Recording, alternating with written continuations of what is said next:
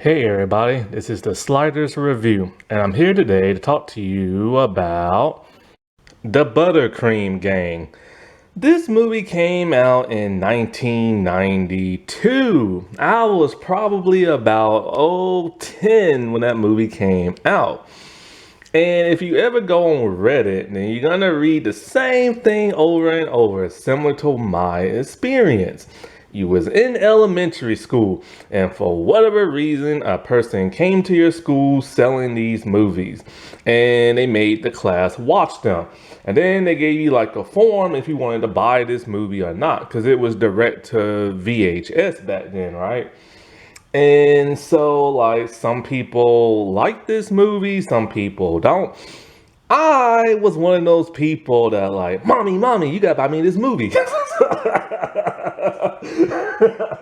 And everything. So she bought it for me and everything. And I had it on VHS until I got a little bit older in my teen years, and I'm all like, VHS blank tapes sure are getting expensive, and I need to record my TV shows like Star Trek and Xena and Power Rangers and stuff like that, and so on and so on. So, with all my VHS movie tapes, whether it was Ninja Turtles, Batman, or the Buttercream Gang, I recorded over it. Now I don't have none of that because everybody just reverts to DVD. And in fact, you can actually buy this on DVD on Amazon, but it costs around 30 something bucks. Just watch it on YouTube. It's on YouTube for free-ish. Somebody uploaded it to YouTube in pretty good quality. Now, the Buttercream Gang, there's only been 2 of these movies. There's this one, and there's the something treasure movie. The treasure movie is completely different from this movie. I actually really didn't even know there was a treasure movie until like a couple of years back. That's on YouTube as well. Either I watched it and did not like it, or I watched it, did not like it, and stopped watching it, so I don't know how it ends, or it was broken down into parts uploaded on YouTube, and some of the parts were missing. Either way, I just don't like it. This movie, however, see, here's the thing. Some people like this movie, some don't. Some think it's cringy, some think it's outdated. This movie always has a fondness to my heart for a lot of different reasons. One, like I said before, I was in elementary, probably like in the 5th grade or something like that when this movie came out. And, in this movie, I saw a lot of stuff that I used to like to do. Go outside and play, ride a bike and everything, stay out of trouble.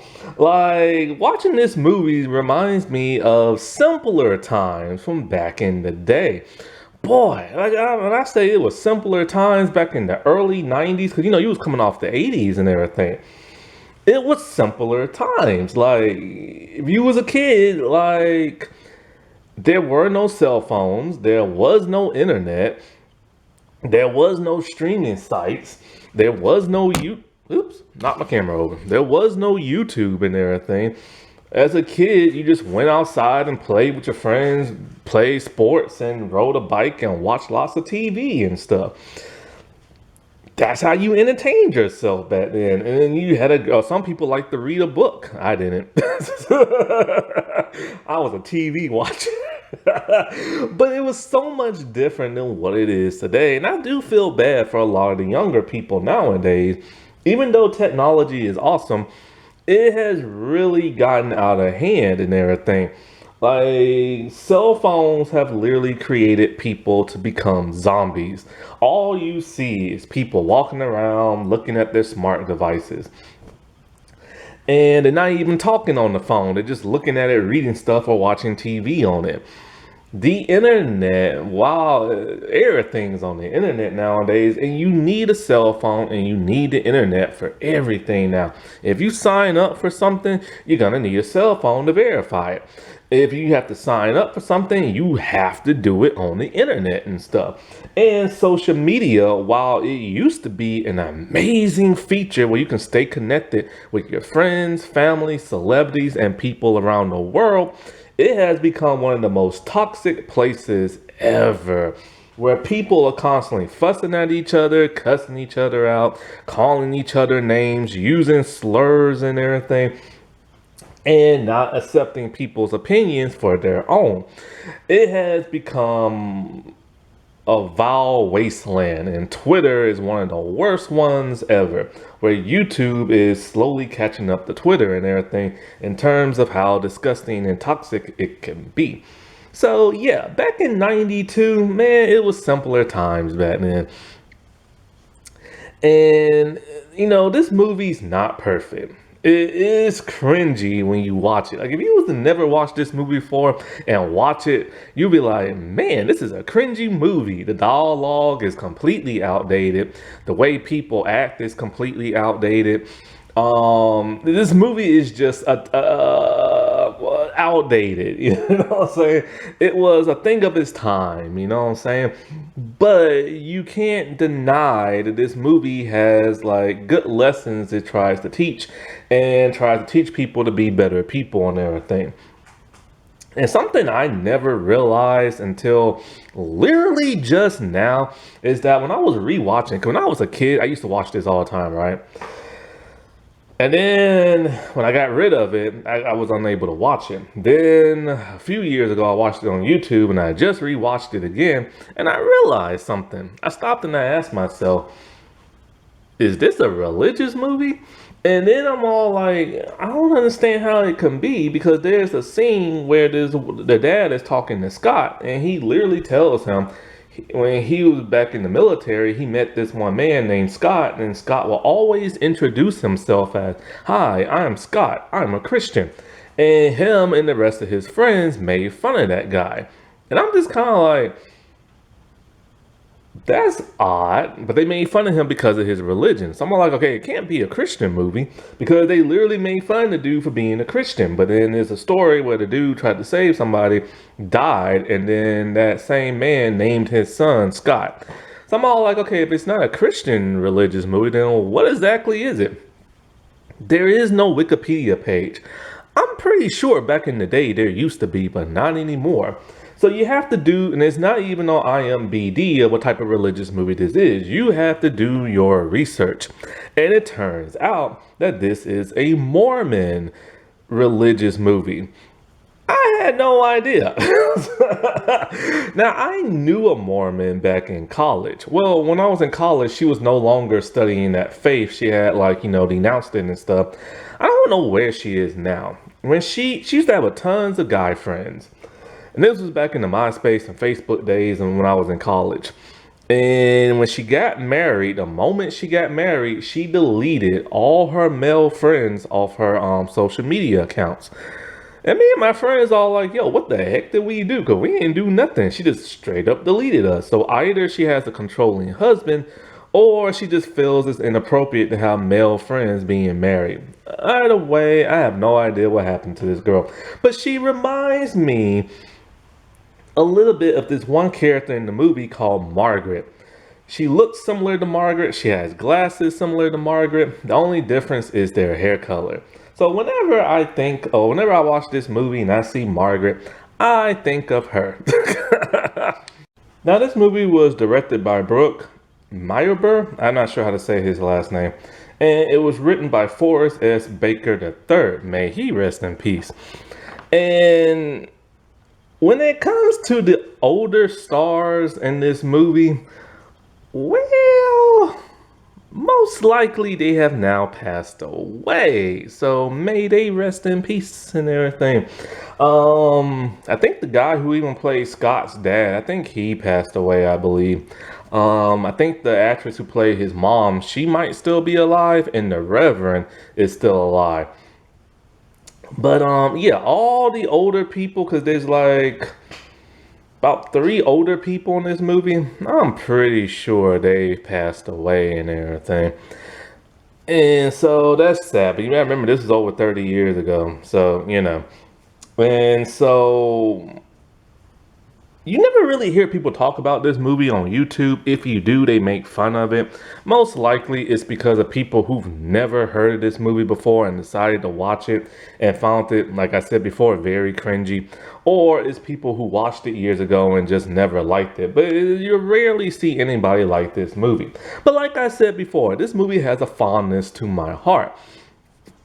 It reminds me of being a kid, swinging around, riding bikes, hopping on stuff, playing like, sports with the friends and stuff, playing hide and go seek, which they do in this movie. However, for some bizarre reason, when they play hide and go seek, somebody has to kick a bucket.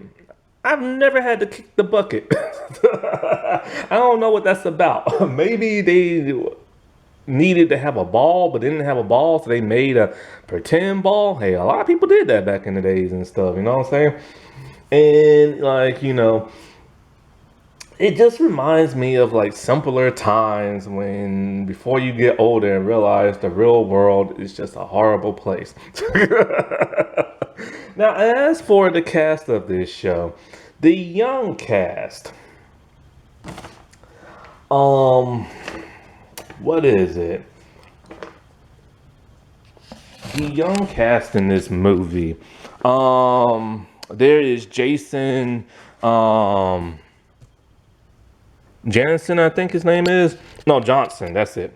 Jason Johnson, Scott Michael B. Weatherred. You had Brandon Blesser, Jason Glenn, and let's see, Stephanie Dees, and you have Miranda Brooke Shiver. And in terms of the young cast, there's only two of them that actually still works. Well, actually, one of them actually. All the names I just read, they stopped acting after the second Buttercream Gang movie. When it comes to that of Michael, he stopped acting in 2006. But when it comes to that of Stephanie, she actually still works till this day. So she's really the only person in this entirety of this movie franchise that, like, still works to this day in Hollywood. Although I don't even know if I've ever seen her adult, in the movies she's been in since she's been an adult and stuff. I have to check out her resume again. But like Jason Johnson, he actually did some stuff like a TV show before this movie, but then after this movie, that's it. Like, he just stopped acting. As for like the other guys, like Brandon and Jason, they was just hired for this movie, and after that they was just like, I guess done with acting or whatever. Which is quite a shame. Eldon was always one of my favorite characters. The dude was just like funny.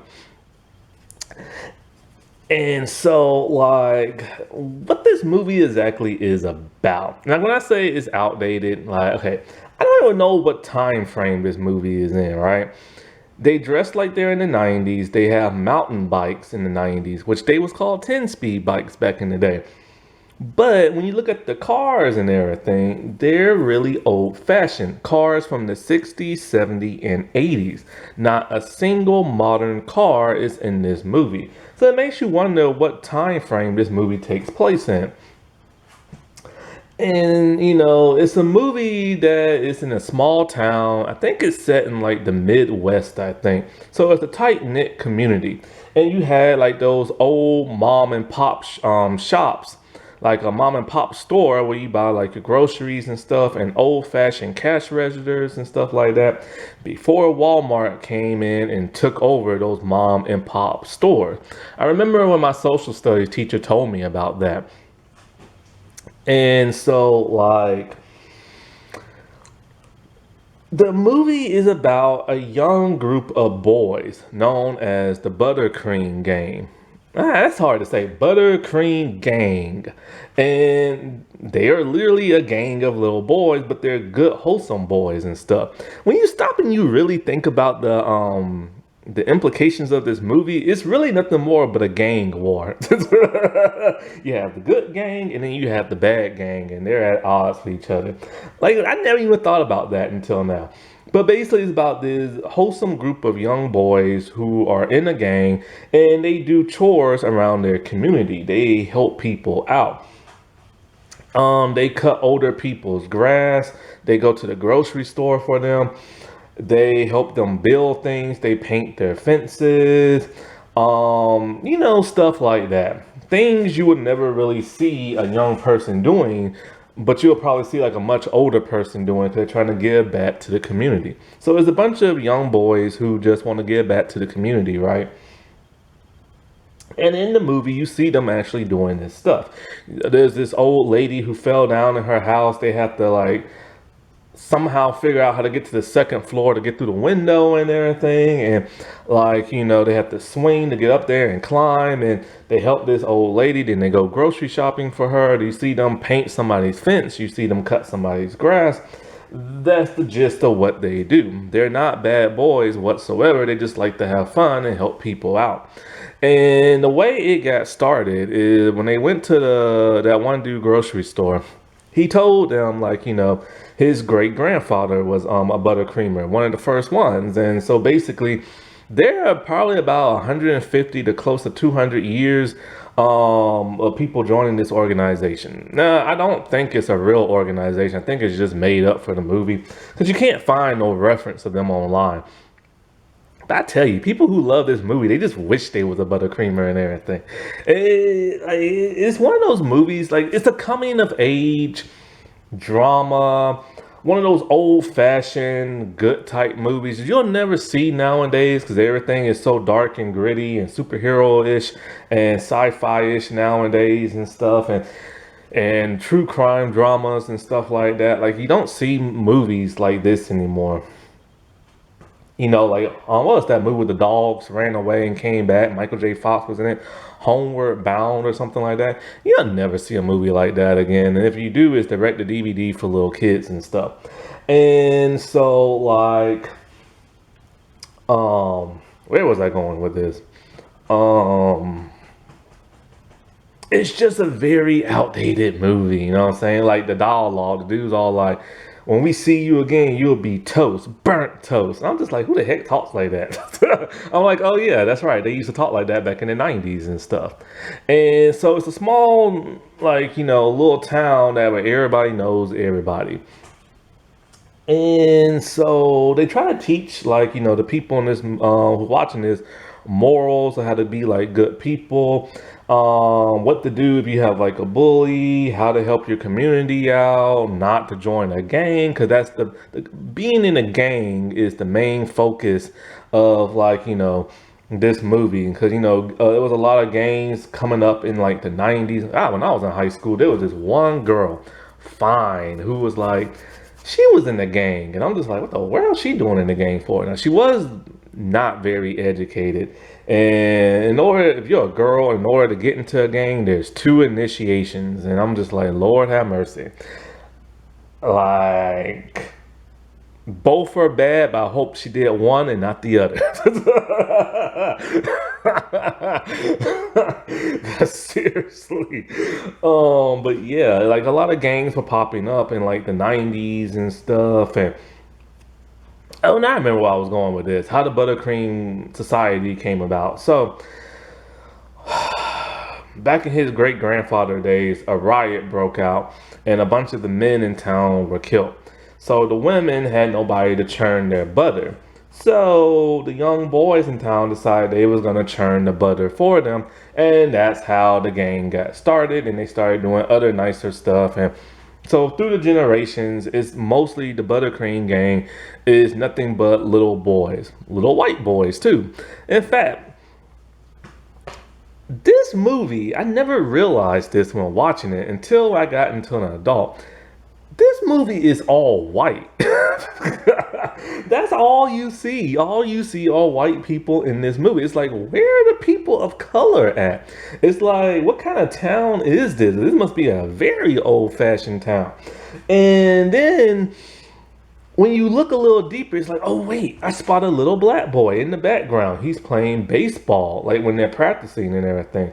But this little black boy is nowhere to be found when they're actually playing baseball for their team. Where is he at? You don't see no mention of him. Then, oh, and I am offended by this. So remember how I said this movie is all about gangs and stuff like that? But whenever you do see a gang member, they're portrayed by a white star, right? Because this movie's all white. And so you think, oh, okay, so a lot of these gangs in here are white, because there are white people in gangs. But then there's this one girl named Margaret who's doing research on like the gangs in like Chicago and stuff. And there you have it printed out on a sheet of paper. Four black thugs dressed like gangsters throwing up gang symbols. I'm all like, really? Really? Really? This is how you show representation in this movie when it comes to black folks? Really? Really? that the only black people in this movie are gangsters and one little boy playing baseball, but you never see him after that. Really? Lord have mercy, I swear, and everything, man. It's like, is that what people really think? Now, when you get to the second movie, I do believe they finally added a person of color to that movie franchise. Cause I guess they kind of realized that, hey, people are looking at this movie as kind of racist. Now, Michael Weather Red, who plays Pete, the movie focuses on him. Now, he might actually be a person of color. His last name, his character's last name is Valdez. And Valdez sounds either Latino or it sounds Italian. Plus, he speaks with a New York Italian accent, even before he went to Chicago and everything. So, most likely he might be a person of color. And if he is, he's portrayed in the worst way as possible because he's the one who joins the gang. So basically, the movie's like this. Pete used to be an outstanding guy. He's part of the buttercream gang, and he's the leader. And everybody loves him and everything, right? But his aunt, and when you look at his aunt looked like a woman of color as well. She needs help raising her young kids because I guess her husband died or left her or something like that, right? So since he's the older cousin, he's gonna help out. Now his parents are dead. It's never explained how they died. He lives with his grandfather. So we see him move on over to Chicago. And at first everything's fine. You know, he's still dressing like a very preppy type person and all this. Until he starts to hang out with the wrong crowd. He starts to hang out with gangsters and stuff. He gets involved and entangled and all that. And so when he's the lookout, they did something and they came running out and he gets busted by the cops along with them. After he told them he didn't do nothing, but he's an accessory to whatever it is they did. So after that, he got kicked out of school and his aunt tells him that, you know, you've been acting too bad around the kids. They want to join gangs and I think it's best if you go back home. So she puts him on a bus and sends him off. When he joins this gang, his appearance has now changed. He has now started dressing like many gangsters did back in like the 90s. White t-shirts, some type of like plaid like shirt that goes over it with just one button button up, and you know the rest of like the white t-shirt exposed, a bandana or a do-rag on your head and stuff like that. So like, you know, this is the way he. If you were to look at him now, you would be saying, "Oh, he's like a ghetto white boy," or he's trying to act black and everything. But he's actually just dressing like the gangsters. But it's odd because the gangsters that he hangs out with are all white, and one even has like an Italian mobster-looking hat on. I'm just like, oh my god. Anyway. So he heads back town and everybody's excited to see him, and some people are kind of like looking twice at him because they're like, why is he dressed like that? Because the people in this town dress a certain way, you know what I'm saying? And so when he's back, everything's all like great and everything. He's hanging out with his friends until Scott, who is the new leader of the buttercream gang, saw him steal for this one guy's store. But Scott didn't rat him out. Anyway, their relationship starts to dissolve because this is the funniest part in the whole movie, right? So Scott's starting to see that something's up with him, but the other friends of his don't believe it. And so, like, he tells his dad, and his sister Regina overhears this. This part has me cracking up so much in the movie. When I rewatch this movie, I can't help but to laugh because of like, I get it.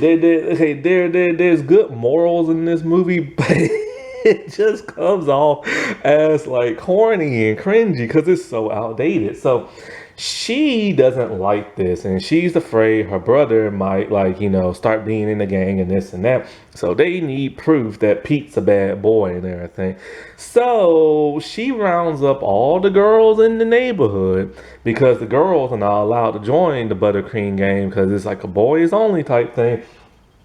And she gathers up all the girls to spy on Pete. So when Pete now found these two boys at his school that are rough, that he turns into gangsters and everything, they start doing lots of bad stuff. And you just see these little tiny girls in the bushes spying on them and staring them down on the playset. Like they're on the playset just eagle eyeing them and everything. It's hilarious.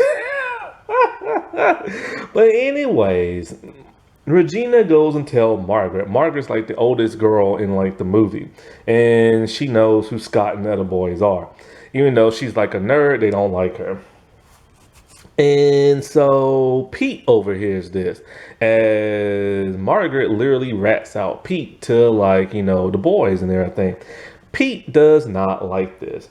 And so when him and his friends, they see Margaret by herself walking home from school. Because in this movie, you always see kids walking home from school, riding their bikes around town, walking in big open fields.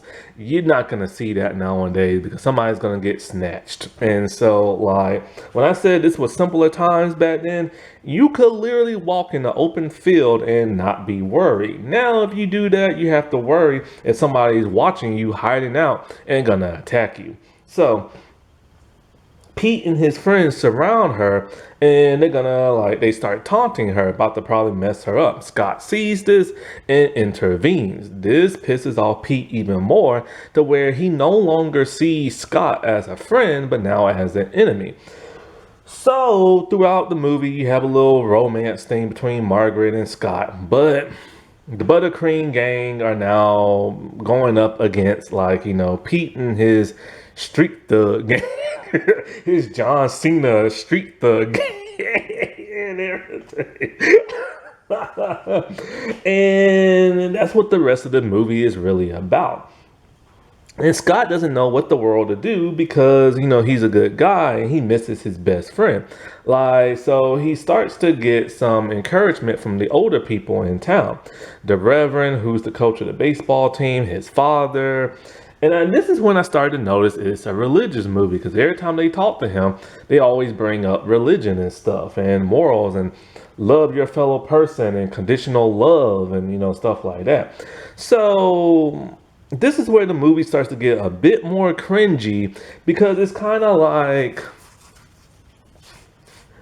it's weird because, okay, here's the thing, right? So Pete's doing his bad boy thing and Scott's all like, hey man, let's just hang out like old times for the full day, you and me. We go fishing, we play like in the pond and blah, blah, blah, blah, blah. And for whatever reason, Pete, who is now full-on gangster at this moment and doesn't care what people think, he decides to do it. So he starts dressing the way he used to. Him and Scott are having a great time and everything. But then he's all, and Scott's all like, man, this was just like the old days. And Pete's just kind of like, but it's not. Like, I'm not going to change for you and everything. And then they get into like an argument because Scott doesn't understand, well, why the heck did you hang out with me all day, dressing the way you used to and this and that. Pete is going through this emotional crossroads in his life, and we're not quite sure what exactly is going on because this is where the movie needed to be stronger in its writing. What really caused Pete to go down this bad, road and everything? Yeah, we know he got influenced by people in Chicago, But who exactly? Because we didn't really see him too much hang out with people prior. Like if we would have seen him, Pete being a good boy and then hanging out with these bad boys and seeing them influence him, that would have been a whole lot stronger. Other than him just arriving in like Chicago and then all of a sudden we see him hanging out with these boys and getting arrested. So I wish that was stronger writing and stuff like that. But he keeps telling him how like rough Chicago is and this and that, but we never really got to see it. And so throughout the rest of this movie, you constantly see those two going back at it, for back and forth. You'll see Pete like harassing Scott and everything, causing him to mess up at baseball, harassing his friends, like all kind of crap, even beating Scott up. Like when they saw Scott alone, him and his the gang like grabbed him and just beat the crap out of him off screen. So Scott literally wanted revenge and ambushed Pete. And when they was about to fight, Scott just gave up and walked away. And so Pete basically called him a coward. But one thing Pete said is that at one point, Pete started to confess what was going on in Chicago when he had almost like a nervous breakdown. Because he's pissed at Scott talking about, you judge me, but you never asked me what happened to me in Chicago. Well, we don't even know what happened to him in Chicago because it's never written in the movie. And so that we know something big and emotional happened to him, but we don't know what. And so when all the older people start saying you have to use conditional love and all this other stuff, so this is when the movie gets kind of really odd and cringy because now after Pete and his friends are doing all this bad stuff, everybody in town is acting super nice to Pete. Like they're giving him what they want. So instead, when Pete goes to rob somebody, they're like, "Oh, you don't have to rob me. Just here, take it and everything. You can just have it and everything. Like, if it helps you out and all this other stuff." That is not how you're supposed to deal with people like that. You just can't give them your stuff and be all like, even though you're a bad boy, I know you're good inside and all this other stuff. And no, like, these people serious. This is why they're in jail. This is why they're counselors and this and that. But of course, it backfires on the town because Pete is even more pissed off because he doesn't understand why everybody's acting this way. And neither do I. And neither do many of the people who watch this movie and stuff. So Pete literally staged a robbery with this one man. But Scott and them tries to stop it. But then Pete tells them, you ruined everything because I'm trying to get enough money to head back to Chicago. Now we know Pete is poor and everything. And that could be one of the reasons why, like, he always did what he did in Chicago when he met this gang and everything. So then the movie gets very confusing. The police are looking for Pete, but they can't find him. Somehow Pete has magically made his way back to Chicago and written a letter. And so, like, when Scott comes home, there's like, everybody surrounding him.